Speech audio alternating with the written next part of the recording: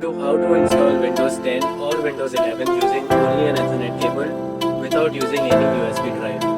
This method is very useful when you don't have a USB drive, your USB port is not working, or you want to install Windows over your local network.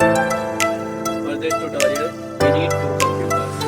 The first computer should already have Windows installed. We use this computer as the server. The second computer is the target PC where we want to install Windows 10 or Windows 11. You also need an Ethernet cable, and for this tutorial, I'll directly connect both computers using that Ethernet cable. To make this setup work, we use a tool called server. Server allows us to create a small network boot server on the first computer.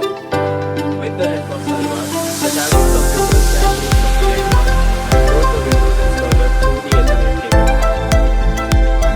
Before starting, make sure you have the Windows 10 or Windows 11 ISO files downloaded on your server computer.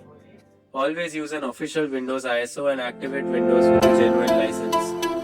Now, let's start the process. First, on the server PC, we need to set a static IP address on the Ethernet adapter. So open the network connections window. Make sure the Ethernet cable is connected to this computer and also connected to the target PC. Also, keep the target PC powered on for now. This is important because if the second PC is powered on, the Ethernet adapter on the server PC may show a red cross or show the network cable output message. Now, right-click your Ethernet adapter and open Properties. Select Internet Protocol version 4, then click Properties.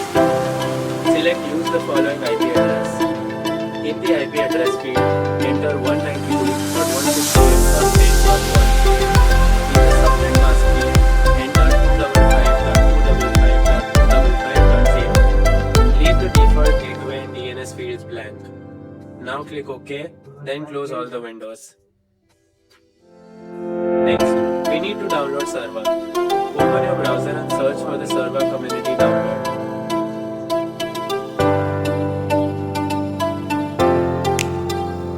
Download the free community version of server.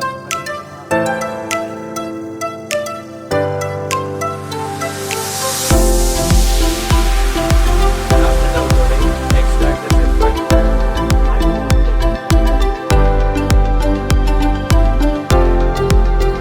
Inside the extracted folder, you'll see server application. Right-click on the server 64-bit application and run it as administrator.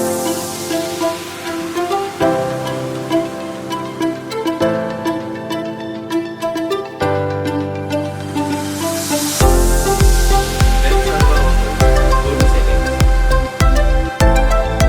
First, go to the TFTP tab. Enable TFTP server. Then enable the option to bind TFTP to a specific address and select the static IP address we created earlier. Now we need to set the root directory for server. Create a new folder in your C drive and name it server_root. Now select this folder as the root directory inside server. Next, go to DHCP tab. Enable DHCP server. Again, bind DHCP to the same static IP address 192.168.10.1. Now set the IP names that server will use to target computer. For the static IP address, enter 192.168.10.100. Select the port size to 10. For subnet mask, use 255.255.255.0. You can leave the router and DNS fields blank because we are directly connecting both the computers using an Ethernet cable. After that, click OK. Now close server completely and open it again as administrator. This restart is important because after restarting, server automatically creates the required folder inside the root directory. To check them, open the server root folder. Here, you should see some root folders created by server. The current folder for us is WIA_WDS. We need to add the Windows installation files inside this folder. In this tutorial, I want to add both Windows 10 and Windows 11. So this setup will work on both like a multi-boot USB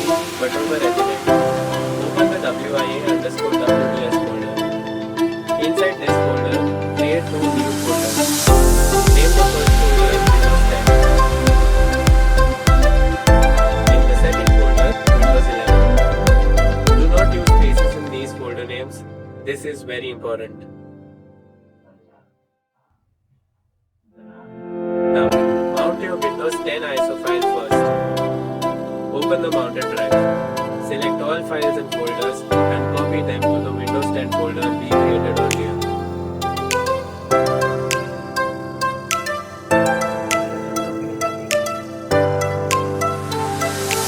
After that, mount your Windows 11 ISO.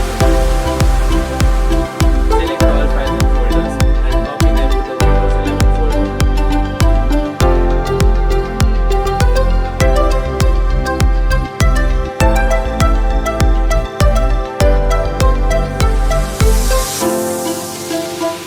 Now we need to share the WIA_WDS folder on the network. Right click the WIA_WDS folder in order to copy. Go to the sharing tab. Click advanced sharing. Enable share this folder. Change the share name to WIA_WDS_share. This is important. Now click permissions. Select everyone and allow full control. Click apply, then click OK. Now go back to the sharing tab and click share. Add everyone and set the permission level to read or write. Then click share and complete the sharing process. Now we need to make sure network sharing is enabled in Windows. So open Network and Sharing Center. Turn on Network Discovery. Turn on File and Folder Sharing. Do this for both private and public networks. Also, under all networks, enable public folder sharing.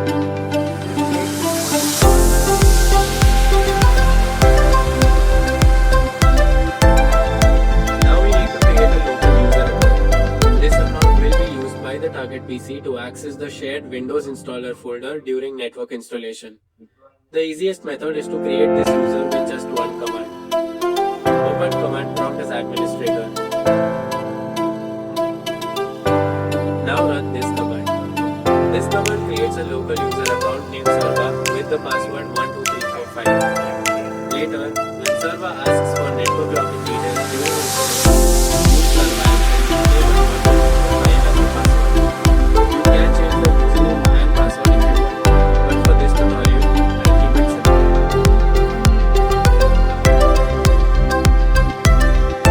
Once the command runs successfully, close the command prompt.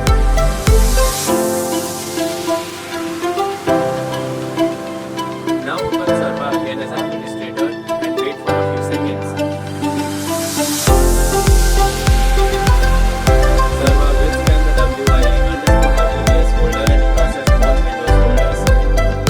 If everything is correct, you should see messages like injected OK, created OK, expanded OK, copied OK, and WIA_WDS_share OK. That means Sarva has successfully prepared the Windows installers. Now keep Sarva open and running. Do not close it. At this point, our server computer is ready. Now go to the second computer where you want to install Windows 10 or Windows 11. Since the target PC was powered on earlier, first power it off. Then turn it back on and enter the BIOS. Before booting from the network, we need to make sure network boot is enabled in the BIOS. For example, on my Dell Optiplex system, I need to open system configuration, then select integrated NIC. Here, I need to enable UEFI network stack and select enable with PHC. After that, apply the changes and exit. Now open the boot menu. In the boot menu, select onboard NIC IPv4. Do not select IPv6. For this method, use IPv4. If everything is configured correctly, the target PC will receive an IP address, load the PXE boot files, and show the Sarva boot menu. Here, you should see both installer options like Windows 10 and Windows 11. This setup works like a multi-boot USB. Instead of keeping only one installer, we can keep both Windows 10 and Windows 11 on the server and choose the one we want during Windows installation. Now select the Windows version you want to install. In my case, I am going to select Windows 11.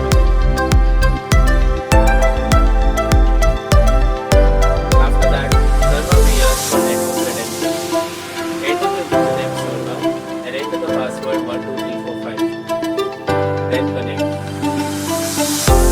the Windows setup will start, just like a normal bootable USB installer.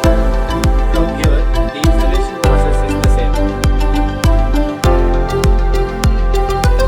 Now select the drive where you want to install Windows. Now Windows will start installing. The installation file will come from the server PC through the Ethernet cable. A wired Ethernet connection is stable and fast enough for this process. And that's it. This is how you can install Windows 10 or Windows 11 using an Ethernet cable without using a USB drive. The best part is that we created separate folders for Windows 10 and Windows 11. So we